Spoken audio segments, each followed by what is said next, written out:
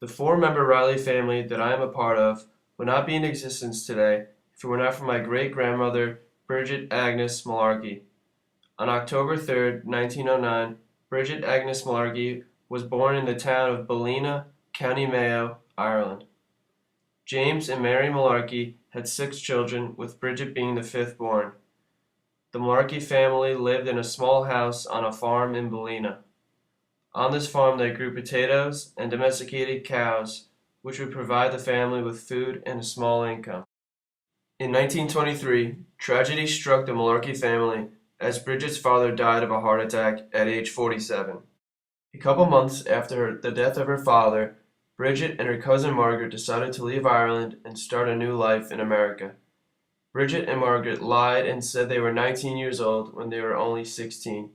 Passengers under 18 were not allowed to board the ship without the supervision of someone older than 18 years old.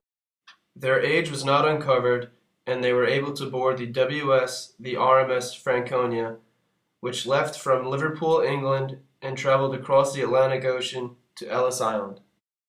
The trip across the Atlantic Ocean was long and miserable. There were wind and rainstorms, tremendous waves, and the ship swayed hazardously back and forth for most of the trip. The Irish passengers traveled in steerage, which was located at the lowest deck of the ship, and it was extremely overcrowded.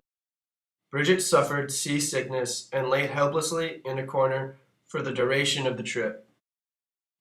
Upon their arrival at Ellis Island, they were processed through immigration and underwent medical inspections, in which they both luckily passed. As was the policy for newly arriving immigrants, Bridget was assigned a sponsor who would take responsibility for her.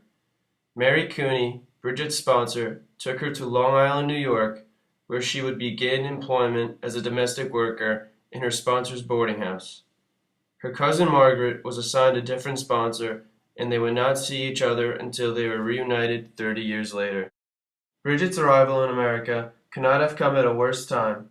A couple years after her arrival in America, the Great Depression took place, which made Bridget's life miserable. Mary Cooney kicked her out of the boarding house due to financial difficulties, and Bridget was obligated to move to Queens, New York, and hoped to find labor, food, and low-costing living space.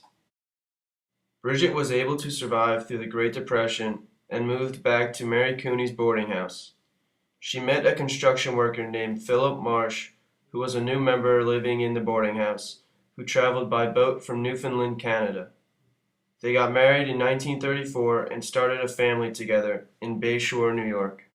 If Bridget Agnes Mullarkey didn't have the courage at 16 years old to take the dangerous voyage across the Atlantic Ocean and start a new life alone in America, the family line that I am a member of today would not be in existence.